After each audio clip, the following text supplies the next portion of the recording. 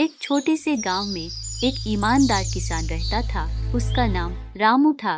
रामू एक साधारण किसान था, लेकिन उसकी ईमानदारी और मेहनत के कारण पूरे गांव में उसकी बहुत इज्जत थी। वह दिन रात खेतों में काम करता और अपनी जिंदगी में कभी भी किसी को धोखा नहीं देता था। उसकी जिंदगी के बारे में गांव के लोग कहते थे कि यदि सभी लोग रामू की तरह ईमानदार होते तो दुनिया कितनी सुंदर होती। रामू के पास एक छोटा सा खेत था जिस पर वह खुद काम करता था। उसका खेत बहुत उबाऊ और पत्थरीला था, लेकिन उसने कभी भी हार नहीं मानी। वह जानता था कि मेहनत करने से ही फल मिलता है, और यही उसने अपनी जिंदगी में अपनाया था।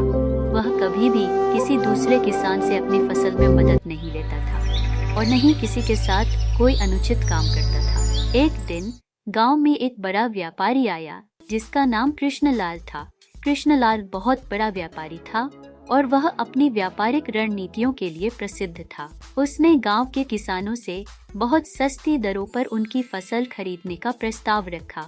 रामू भी अपनी फसल बेचने के लिए कृष्णलाल से मिलने गया। कृष्णलाल ने रामू से कहा, तुम्हारे पास बहुत अच्छी फसल है। अगर तुम इसे मुझे बहुत सस्ते में बेच दो तो मैं तुम्हें अच्छा मुनाफा दिलवा सकता हूँ। तुम चिंता मत करो, मैं तुम्हारे लिए सब कुछ करूँगा।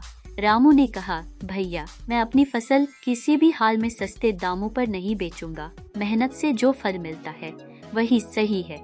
मैं अपनी मेहनत का सही मूल्य चाहता हूँ।